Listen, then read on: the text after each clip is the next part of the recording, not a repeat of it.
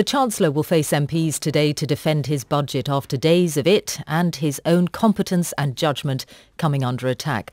We already know that changes to disability payments have been shelved, and today the Conservatives for Britain group, which is campaigning for a vote to leave the EU, is setting out what it thinks could be in a first post-Brexit budget. We're joined by John Redwood, MP, former Welsh Secretary and Vice President of Conservatives for Britain. Good morning. Good morning. And you've worked out that there's something like £10 billion that the government would have to play with in this scenario.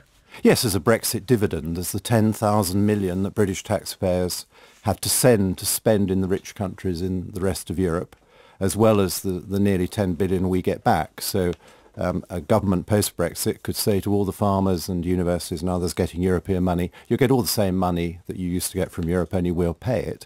And then on top, we've got this 10,000 million we don't get back, which we can spend on our priorities. So I think we could have a budget which banished austerity and put prosperity in the front of all that it was doing, because we'd have all that extra money to spend. But a first post-Brexit budget would also potentially be dealing with a profound economic shock. The CBI has said that Brexit could blow £100 billion hole in the economy. John Longworth, who feels as you do about the EU, has said that there will be short-term disruption. Well, I seem to remember the CBI were the people who took us into the European exchange rate mechanism, which caused a big recession and did enormous damage. They were completely wrong about that forecast. These are the people who received money from the European Union, of course.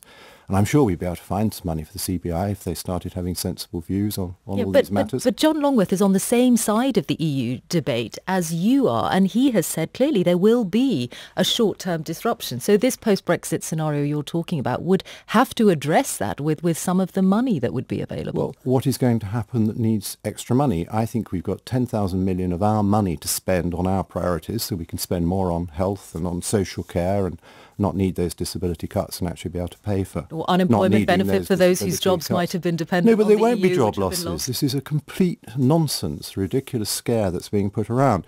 The rest of the European Union sells us much more than we sell them. They've made it very clear they want to carry on trading with us. Our trade is not at risk. And our balance of payments would, of course, improve immediately we left the European Union once we stopped paying the contributions, because we have a £12,000 million hit on our balance of payments every year to pay all those monies to Europe, which we wouldn't need to pay when we've left. So our balance of payments would be stronger. And so I think the markets would soon realise that was good news, not bad news. What do you make of the current position that the government is in? Days after the budget, we'll see the Chancellor go to the Commons today. Do you think that the resignation of Ian Duncan-Smith was primarily about welfare, or was it about the EU vote? Well, it's entirely about welfare. And Mr. Duncan-Smith is an honest man. The letter was all about welfare.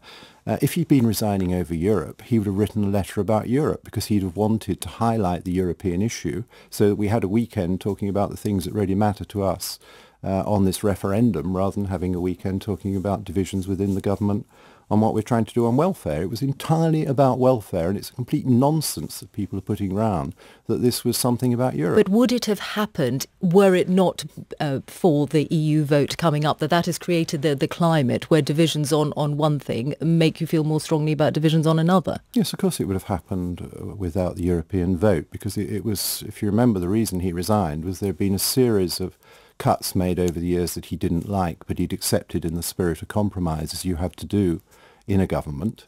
And then they were changed without consulting him, and people started briefing that they were his fault when they had been suggested by others, and I can understand why he thought that was just too much. And where has what he has done left the position of the Chancellor in particular and his authority?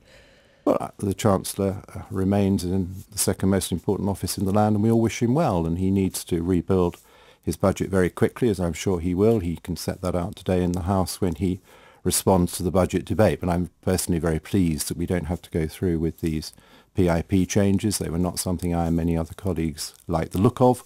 If we had our post-Brexit budget, there would be absolutely no need for this kind of thing, because we'd have all that extra money, which British taxpayers have to pay in, which has to be spent on the continent and not here. We'd also be able to choose our own taxes, because, of course, one of the other rows about the budget is the need to put VAT up on all those green materials, those green products, because the Commission took us to court and told us we had to charge more tax on things that we think should be actively promoted.